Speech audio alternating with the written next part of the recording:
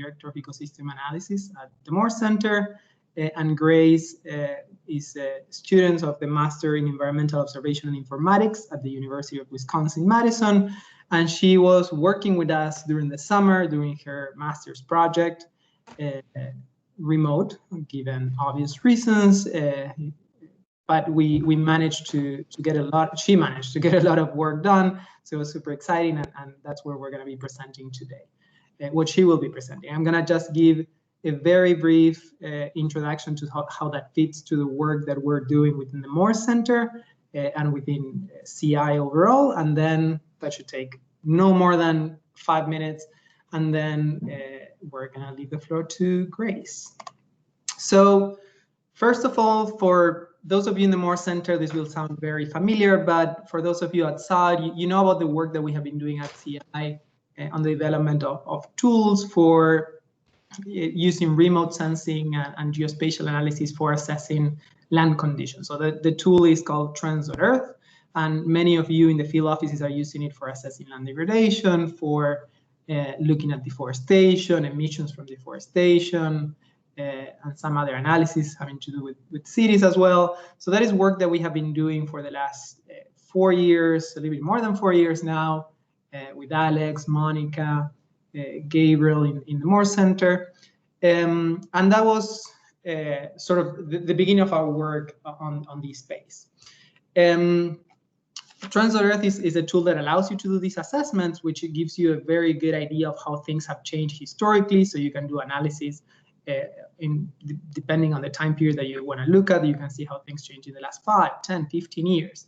And based on that, have an idea of the current condition. But what we notice is that that is great, is sort of baseline information that we need in order to make decisions, but we noticed that there were more things missing that were sort of hindering that decision making and those investments and those projects to really kick in. So that's how we, in the Moore Center, as we're trying to define sort of our strategic projects that we're going to be working on for in the next 5 to 10 years, these things that we call initiatives. We identified that one of the barriers that were preventing this deployment of funds for restoration of degraded lands was the lack of understanding of what would be the things that we should be investing on and where those areas could be. So that is sort of the barrier that we're trying to address with this initiative that we call INSPIRE. And then in order to sort of overcome this barrier is our goal within this initiative, which is by 2025 to catalyze the sequestration of a significant amount of carbon. We put here 1 gigaton, which is an area approximately of the size of the US, and mobilizing funds to really make this happen. One note is that here we're saying mobilizing these funds, which are funds that we identified as we could potentially influence, funds from the GEF, the GCF, the Land Degradation Neutrality Fund. Please do not make the link between these $1 billion and the land that we're proposing to affect through this. It's not taking into account the cost. It's more what we're able to mobilize, or we're considering that we will be able to mobilize. The cost that it will take to really achieve that is one of the things that we need to figure out, not just ourselves as a community, having to address land degradation and address restoration. So how are we thinking of going forward with this? So as you know, Trends.Earth is a mapping tool. It's a tool which uses geospatial data to analyze, to produce baselines, to identify what are the areas that could be potential priorities for restoration, and that is sort of our strong suit. That's what we know how to do. So here we identify some of the things that we want to work on. So the baseline parts, we have that covered.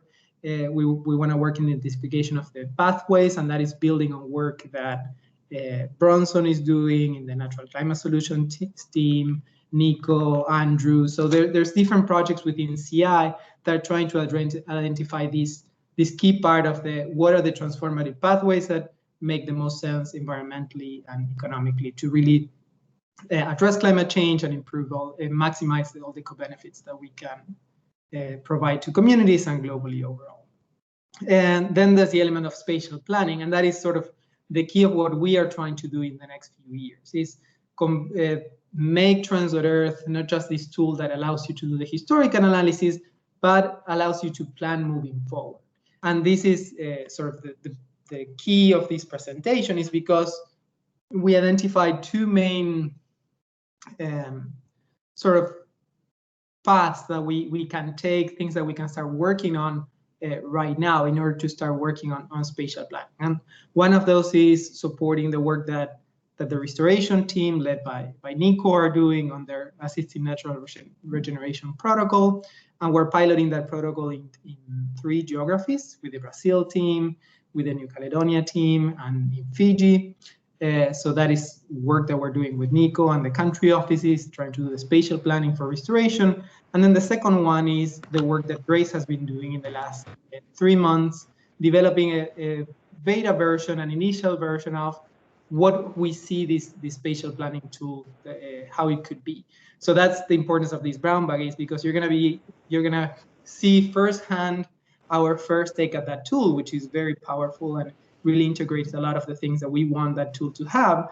But you should see it as we're really interested in hearing your feedback based on what Grace is going to be presenting. So this is just the initial step into that process of developing a tool which would be multi-purpose. So the idea is that it will, yes, you will be able to identify areas for restoration, but then you will also be able to identify what are the key areas to conserve, what are the key areas where you should have working lands.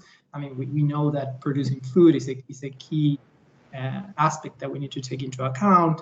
So we tackle restoration as sort of this first step, but the idea is that this would build into something more comprehensive. So that is on the map side. Then on the invest, what do we mean by invest? Well, like I just said, is investing on these 3 main things: so conservation, restoration, and development. The idea is that it will be integrated planning that would try to tackle the 3 things at once. Not, of course, you could prioritize one or the other, but the idea is that as you're thinking of sustainable landscapes, is you should try to compromise and identify what are the key priorities for each of these 3 things. And what we're thinking of investments, we're thinking of investments of national governments, pension funds, investment funds, of course, multilateral organizations like the GCF and the GEF, which are always interested in identifying what are the areas that provide the most benefit. And the benefit could be economically, maybe for an investment fund, but it could be social well-being or for a multilateral organization or a government. So that's why it's key that this tool would be flexible and multi-purpose.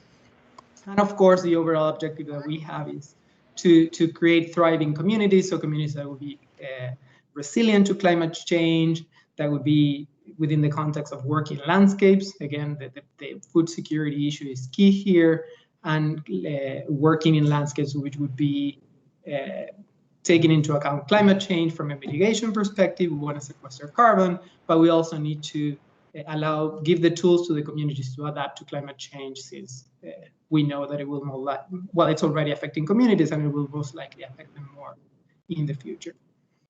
So that's all I wanted to share. So this is sort of the context of where Grace's work is feeding. Again, you're going to hear us talk about INSPIRE, which is the acronym for Identifying New Sustainable Pathways for Investment in a Resilient Earth. It's a mouthful, so that's why we refer to it as INSPIRE, or Trends.Earth.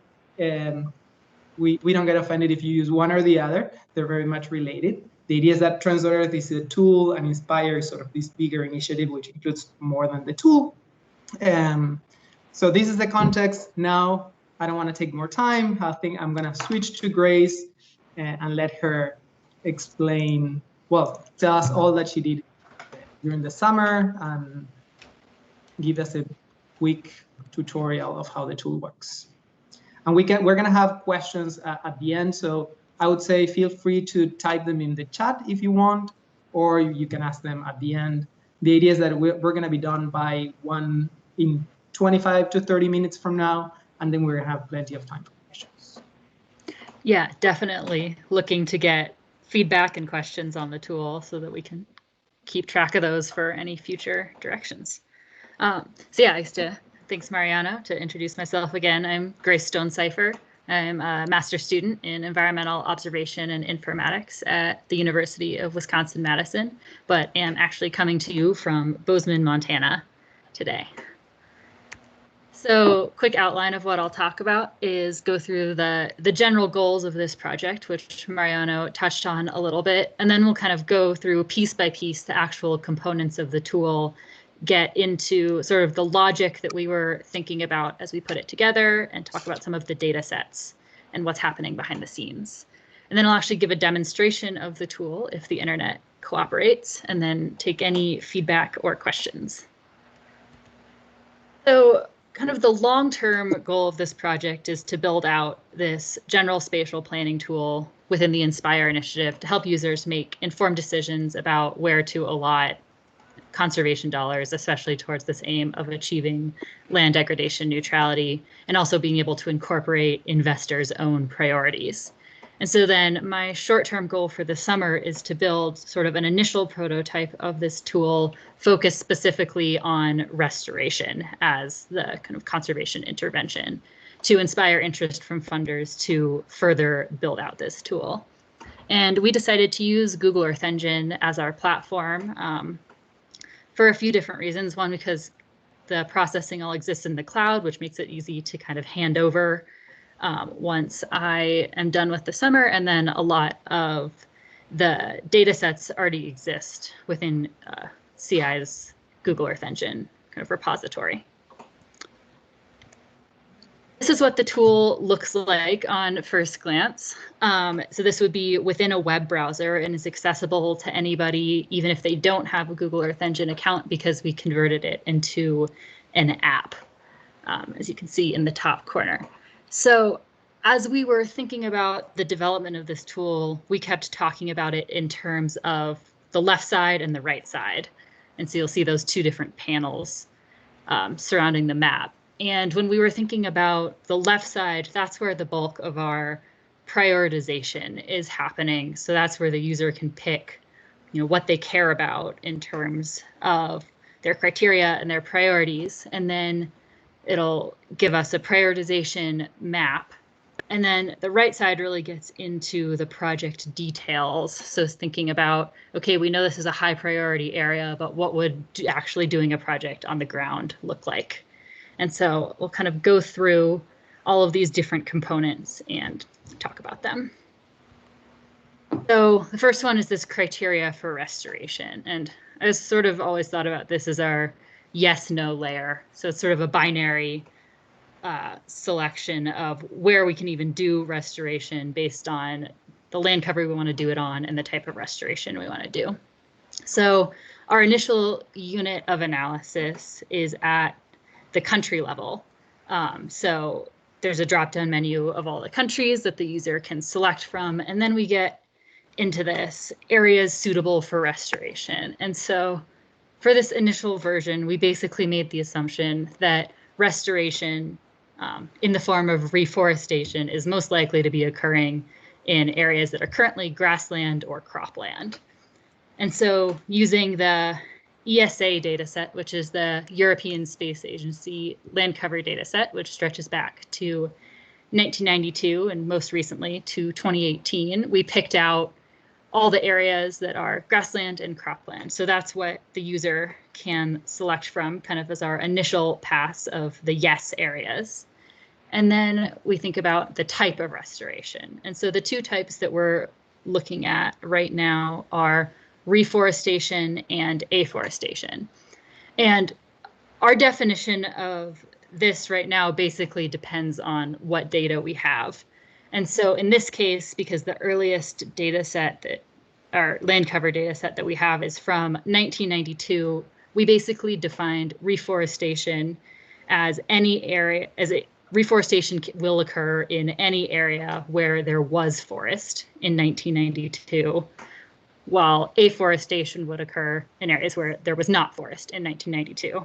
And obviously, depending on your geography, this might not be a super helpful cutoff. Thinking of somewhere like the US, deforestation happened, a lot earlier than 1992. So maybe that definition of reforestation is maybe not the most adequate, but it's kind of what we went with for this first pass. So essentially, by using a combination of those checkboxes and the country selection, we're creating kind of your binary layer of what is your initial available area. So if you pressed all 4 of those checkboxes, say for Costa Rica, this is what your initial map would look like, with the purple representing all of your available area that meets your defined criteria. So then the next thing that we would move on to is more of the priority. So instead of saying, yes, this area works, or no, it does not, now we're saying how important are these different components for your restoration project. And so the first component that we wanted to think about is proximity to existing forest. And we decided to include this because of the Cruze's paper, which looked at areas where natural forest regeneration occurred, and that one of the biggest drivers of that regeneration is proximity to existing forest. So we thought that would be important to include. So once again, we used that land cover data set from 2018, and we created this distance to forest image for a given country. And one issue that we kept running into here is that when you look at distance to forest and you try to pick out the minimum distance and the maximum distance within a given country, anywhere that has little offshore islands that don't have any forest really throw off your maximum distance, because all of a sudden your max might be hundreds of miles bigger than anywhere else within the mainland version of the country, and then would make your distance to forest layer look completely the same for a given country. So we decided to exclude the top 5% of distances for each country to try to help with that issue. And then for the analysis that we'll do later, we scaled each layer from 0 to 1, and then we had to invert the layer, because essentially we initially calculated distance to forest, but the factor that was important was proximity to forest. So we had to say we actually want the areas that are closest to the forest to have a value of 1 and furthest to have a value of 0. So we were basically saying, we're putting a value on it in that close to forest is good. So we took a similar approach to opportunity cost. So again, we're valuing low opportunity cost, where opportunity cost is defined sort of by the general crop productivity or livestock density or general kind of economic gains from a given area. And so thinking that opportunity cost is what you would lose if that area was reforested. So once again, for each country, we were able to calculate the min and the max, do that rescaling, and again, in this case, inverting the layer, because we're saying that low opportunity cost is good. And you can see with these maps that show up in the center of the screen that in the priorities toolbar, the user would have the opportunity to click that display layer button, examine the layer for their country, and then that might help them decide what they think is most important in terms of rating their priority. So say you were looking at this opportunity cost layer and you saw those super dark purple spots and we're thinking, wow, I definitely don't want to go in those areas. I'm going to say that having a low opportunity cost has a level 5 priority. So you can see that slider has been moved to 5 over on the left side. And the final component that we chose to include in priorities is carbon sequestration potential. This data set coming from the Climate Irreplaceable Ecosystems Analysis, which is in publication, looking at above ground annual carbon sequestration rate. This one we did not have to invert because we're saying that high potential sequestration, if that area was reforested, is good. So again, as you can see on the left, you can move the sliders to set priority levels for all of those. And then we run a weighted overlay analysis, taking into account those 3 layers, their weights, to create this overall weighted sum image. And then we reapply that mask that we created in step 1 with that basic criteria about land cover and restoration type. because we don't really care about priority for the whole country. We only care about priority within that available area that we defined. And so once again, then we calculate that min and max for the country, and we scale it from 0 to 1. And we want to do this because we're not that interested in sort of the explicit priority number. We're more interested in sort of relative priority. So within a given country, what areas are higher priority than other areas? Something just having a priority value of 7 doesn't actually give us that much information. So we can see that, if the slide will go, that's what the output would look like of the weighted overlay analysis. And you can see the layers bar in the top of the map allows you to turn on and off all of those other layers that we've generated. And so if you saw an area of high priority, you might be able to turn on a layer and say, you know, what's most likely to be driving the priority level in that area.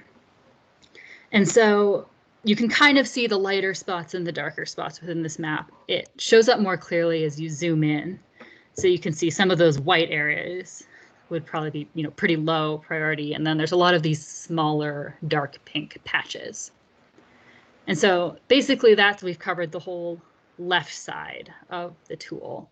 And so we have our general priority analysis, but you're never going to tackle a whole country. And so we wanted to make sure that we had also some tools if you wanted to look at a specific project. And so that gets us into this project details section in the top right corner. And you'll see that there's some numbers that are already filled in there, and I'll explain those in a second. So when we're thinking about project details, we decided to include project length, estimated project cost in dollars per hectares per year, and your estimated project return in the same units. And so these default values for project length, we just decided on 15 because if you're planting trees, they're going to take a little while to grow. So you can't just go in for 1 year and then leave. That's probably not going to be a useful project. But these other two default values came from a general economic assessment of restoration projects that took place in Peru, Indonesia, and Cambodia. And these were some kind of both from modeling and actual projects, average costs and returns that were seen from those projects. And these values can be changed by the user if there's better estimates, you know, especially if you're working in one of those 3 geographies, it might be better to, instead of averaging all 3, just extract 1. And then the final thing is this draw project area component, which once you've zoomed in and see some dark pink, actually being able to draw a polygon or a rectangle over your project area, and we'll be able to actually calculate some statistics for that polygon. Just if folks are curious, this is sort of what the table looked like that we extracted those costs and benefits from, and that's the report. It was building out a toolkit for restoration, economic assessments from Peru, Indonesia, and Cambodia. And so again, this report is pretty general for getting these numbers. Again, it's kind of a starting point. You can see, looking at the numbers for Cambodia, that they're significantly different than the other 2 countries. And so they are driving that average investment quite a bit, you know, especially with certain types of trees. So again, that's a direction that might require some more research going forward to make sure that that really applies to the geographies that whoever is using the tool are working in.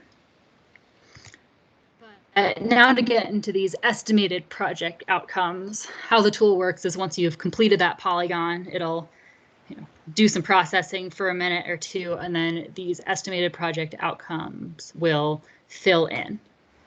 And sort of to go through each of those, you'll probably recognize that these are CI's impact indicators. And so we wanted to make sure that those were included as part of the tool so that this could kind of be standardized with other work that CI is doing. And so you'll notice the area is sort of this available area within the polygon. And so this is something that we were trying to think about for these impact indicators is, if you'll notice, the polygon in the top corner partially overlaps with that pink area, but there's also a little kind of square that shows up as lighter green that doesn't overlap. And so, say you drew your polygon only half on our defined available area, which was initially purple and now shows up as pink. We probably aren't actually counting your indicators from area where we wouldn't be doing restoration. So keep that in mind as we're going through some of these indicators. Endangered species is the only one that does not take that theory into account. So that's just counting your species ranges that are overlapping with your entire drawn polygon. We decided to do that just because those data sets are so coarse that it really probably wouldn't make a difference whether you count that little extra pixel or not. Beneficiaries, indirect number of people benefited is fairly straightforward. It's just the population within that area. In carbon sequestration, we're looking at the area multiplied by the project length by the sequestration rate. And then to calculate those total costs and returns, we're taking in the cost or return multiplied by the project length by the area, and then we get that return to cost ratio, which right now will always be 2.2 because that's how the tool is set up with the default values. But if those costs and returns are changed, then that number will change as well. And so we've already discussed a couple potential next steps for this tool, though there's a lot of different directions that it can go. So as I mentioned, right now we only decided to include those 3 priority options with the sliders, the proximity to forest, opportunity cost, and carbon sequestration. But there are a lot of other layers that could be incorporated there, thinking about things like biodiversity or ecosystem services, or even like distance to roads for ease of planting operation. So there's a whole slew of things that could be included there, and obviously anything could just be left as 0 priority and then wouldn't be incorporated into the analysis if a layer was appropriate for one country but maybe not for another country. Could also include the land degradation layer, which is the Trends.Earth output. That's not a part of this right now, but in terms of bringing this tool into the whole INSPIRE suite of tools, it seems like it would make sense to integrate them further. We've also thought about including other types of restoration. So right now we've really focused on reforestation, so planting trees, but what if you actually want to restore native grasslands or wetlands? So what sort of data sets will we need to think about in creating priorities for those types of areas? And then also, as Mariano mentioned, just other types of spatial planning more generally. This focuses on restoration, but what about conservation and protected areas or management? And should there be some sort of option at the very beginning of the tool that puts you on one of 3 paths? So now I'll just show, you sort of have seen the general idea of what the tool looks like, but let me find the controls to stop sharing. We'll go online real quick. And so this should look familiar. That's what we looked at before, but just to show a little bit of what this would actually look like in real time. We'll just walk through. I'm going to choose Panama this time because we're tired of Costa Rica. And so with Google Earth Engine, because all of the processing is kind of happening in the cloud, it can go faster or slower sometimes, just depending on how many people are using it. So that's been an interesting aspect of testing this tool. Sometimes it works really, really quickly, and sometimes it doesn't. And we've tried to kind of streamline some of these different processing steps to make that work better. So as you can see, I went through and decided to check all of these checkboxes again and clicked that display available area button. And once again, we can see that this purple all shows up, and that is our available area. We also have the option up in this layers menu that if when I was deciding about grassland or cropland, I could have actually turned on those layers. This might take a minute, I guess, because that'll be covering it right now. But you could see what the current grassland and cropland is. And so that could give me a sense that I might be like, well, there's not that much cropland that actually shows up. So if I only click that for my suitable areas, I'm not going to get very many options.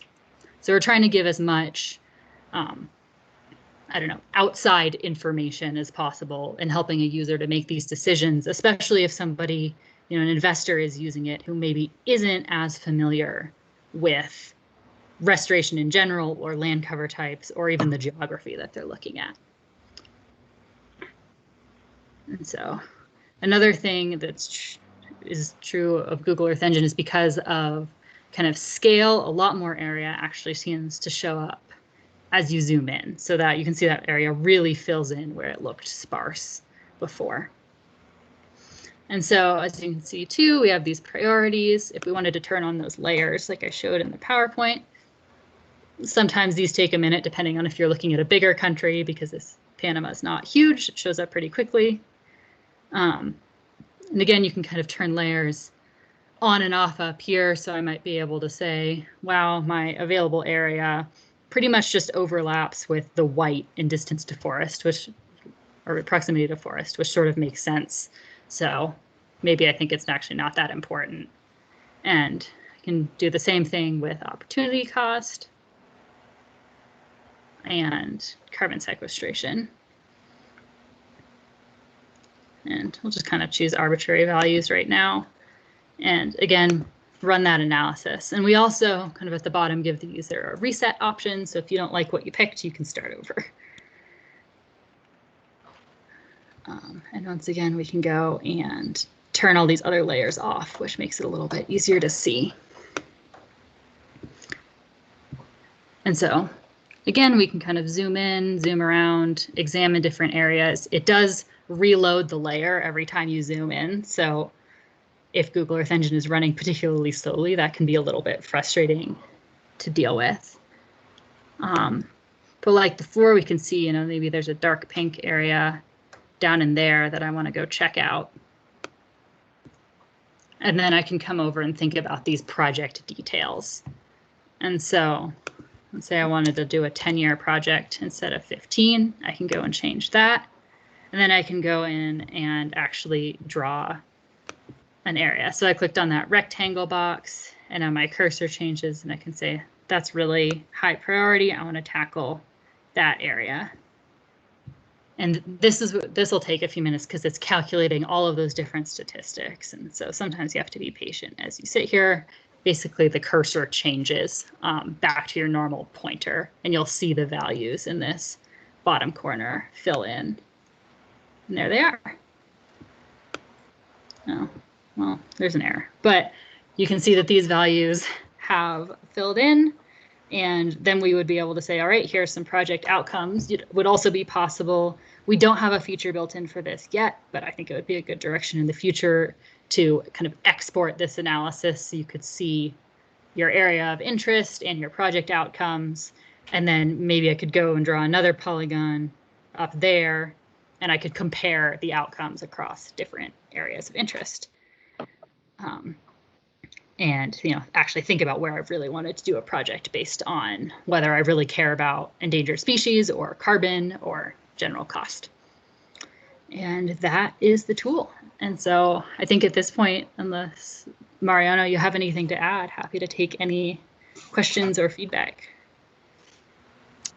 Thank you very much, Grace. I don't have anything particular to add. I think it was super interesting. I think we can open it up to questions. And again, feel free to type the questions on the chat box, although I think it's better if you just ask them. You can raise the hand and then we can go from there. I guess in the meantime, I have a question for you, Grace. So given your last 3 months that you have spending on this development of the tool and thinking of different areas, and you mentioned some of those opportunities for improvement. What are the key, let's say, 2-3 things in terms of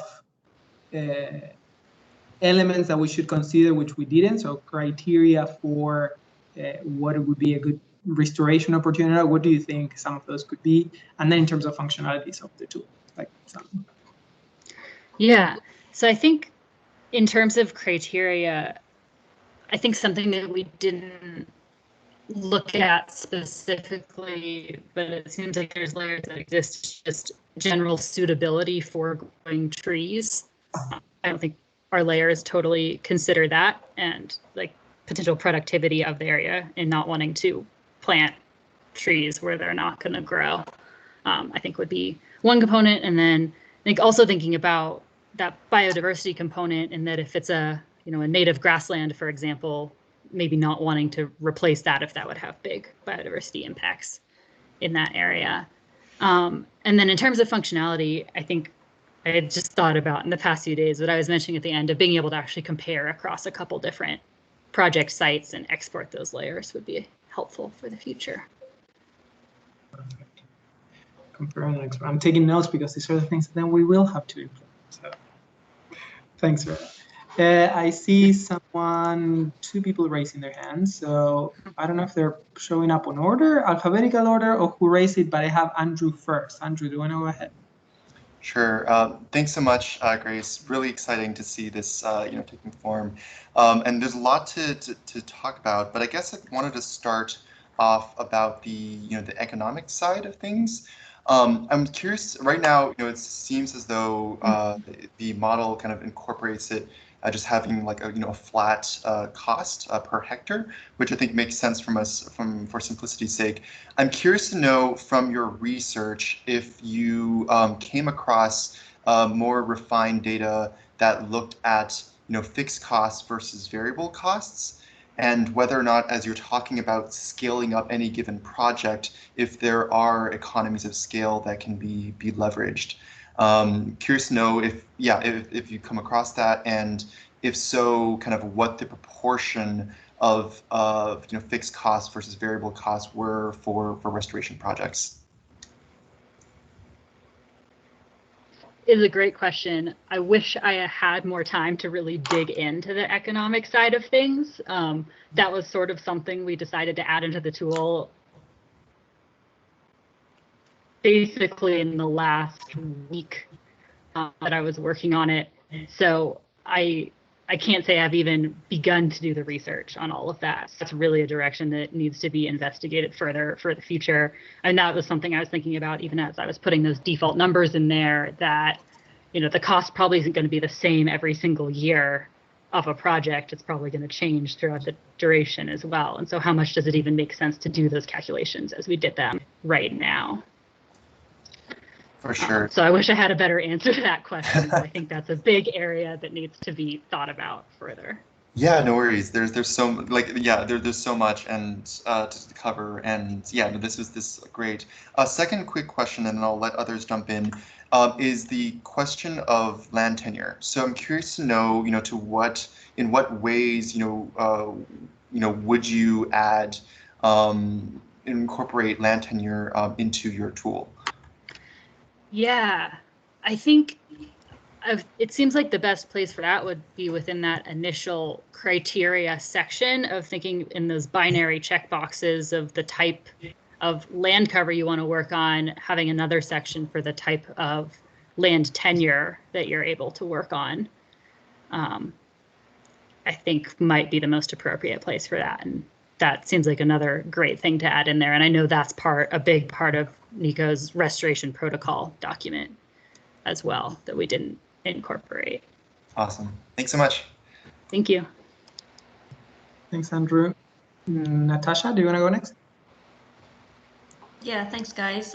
Grace, that was excellent. This is a really fantastic tool, so I'm definitely looking forward to using it with some of my work.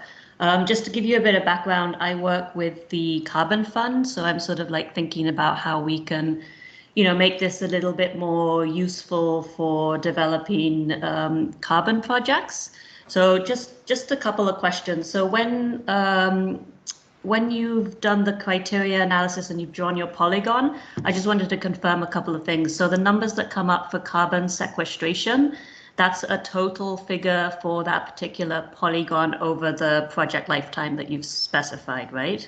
Yeah, the project length is included in that. Okay, perfect. Yeah, so what I was just thinking is that for the next like iteration of the tool, it would be really helpful to add in maybe some additional criteria that could speak about like, I guess, the project implementation side of things. So that number that you're getting on carbon sequestration is obviously assuming that you've, fully restored that area in year one and that there's 100% effectiveness rating throughout the full period term. So those numbers I feel like could be taken a little bit out of context if people were like, just like, oh yeah, this is the number, and just always use that to sort of, indicate what success would be.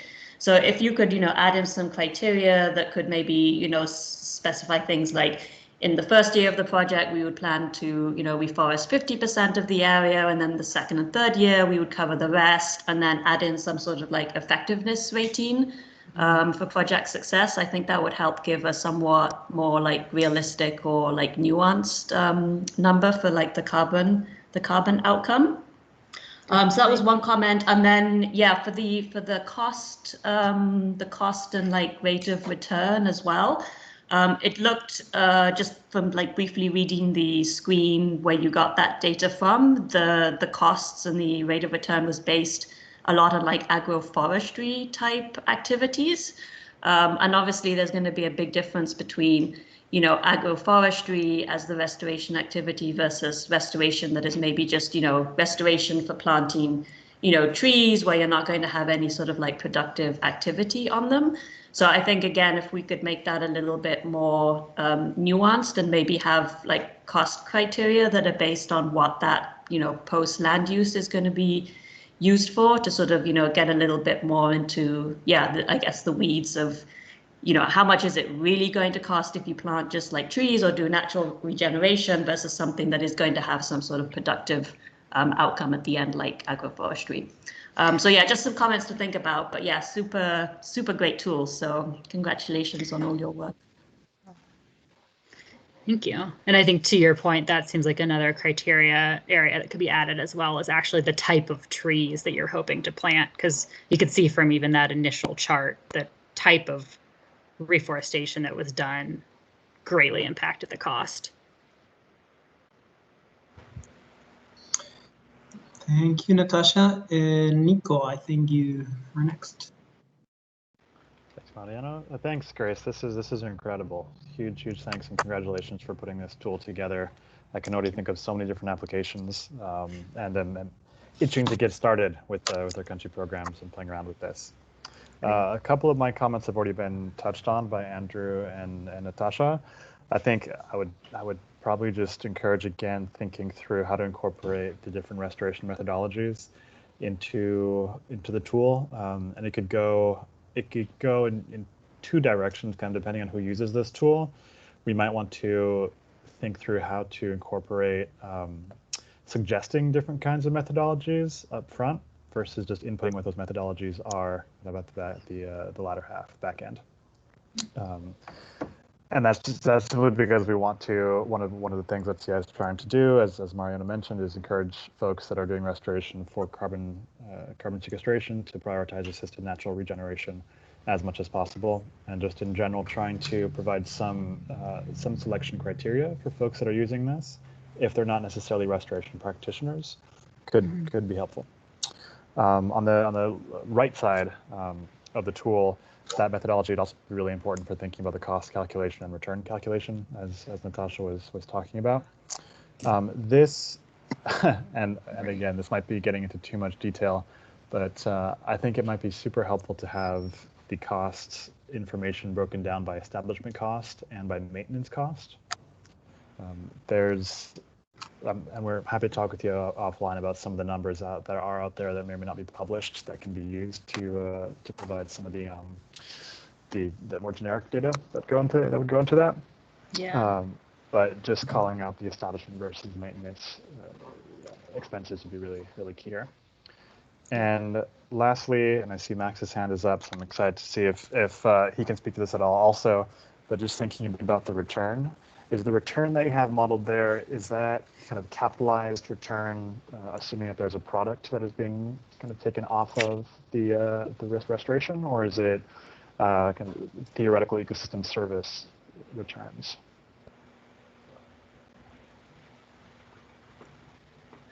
I think from that report, I think it was that there was a product. It was basically just taking the average within that report of cost-benefit ratios and then using that to calculate the return. So it's pretty wishy-washy math to actually have that return value in there right now. But still helpful. So that, yeah, I mean, again, a place that more detailed information. I think that if we had more time to the literature on that would be really helpful. Yeah, great. No, thank you. I think maybe just specifying if we're looking at exactly that product type returns, whether it's fruits or livestock or even carbon credits versus the theoretical monetary value of the ecosystem services that would be recuperated by restoring that landscape could be helpful. Definitely.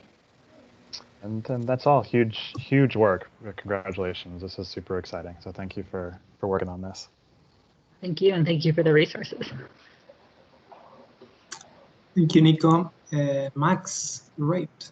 You're next. Sorry. Yes, you're right, and you're also next. All right. Well, just to start off, Grace, this is awesome. It's super cool to see this take shape and to see the interface and actually work through the whole process. So I think this is an awesome tool and a great way to also engage with people who, for some people might be pretty abstract until you can actually get in there and start working through it. So congratulations on all that you've achieved over this summer. And Nico did kind of jump the gun a little bit on exactly what I was going to bring up, which was talking about the return on investments. And I think there's definitely opportunity to bring in more that ecosystem service perspective, or to have ways that you can export the outputs of this model into ecosystem service models, and create that interface so that you can then generate those biophysical and eventually monetary kind of returns.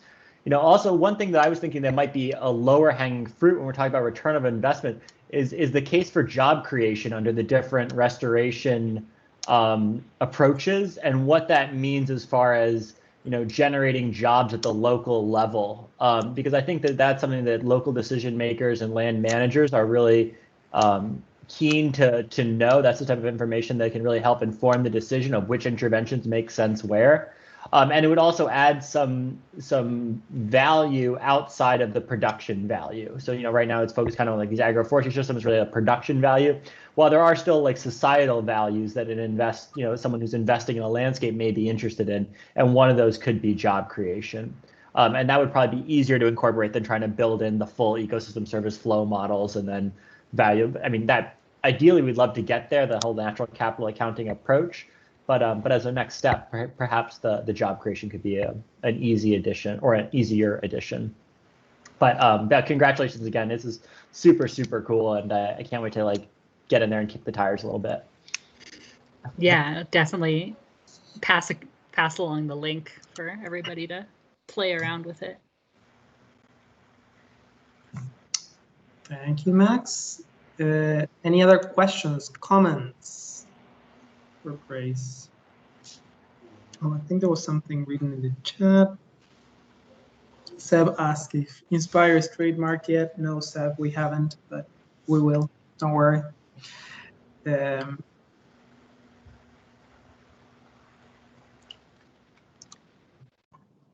Well, if there are no more questions or comments, I think we can let Grace be free from CI. Like I said, we recorded this presentation, so we'll make sure to circulate it with you all so you can check it out later, and we'll make sure to share the link. I guess we should put a disclaimer there, because I mean, tools are great, and especially tools like this one that Grace created it is so appealing, and you can play with it, but we don't want this to start being used for decision making right now. So it is a draft version of it, which has a lot of potential, but we're happy to share it so you can start playing with it and give us feedback, and we can discuss ways to improve it. But we would be a little worried if we learn about projects and started happen. Well, I guess it would be great, but we would be a little worried given that the assumptions were just initial. I think especially Grace? on that economic side, as all the comments pointed out, that's definitely a room for improvement on some of those metrics. Well, that being said, Grace, thank you very much for the presentation, and thank you very much for all the hard work that you did during these 3 months, especially working remotely and not being able to have a full intern experience, which is, I guess, being in person and doing all the connections is a big part of doing an internship. But it has been a pleasure working with you, and yeah, I guess we'll still be in touch. So thank you very much, and thank you very much, everybody, for participating. Thank you all. Thank you. Thank Bye. you. How much did you say people to plant in chips? You said?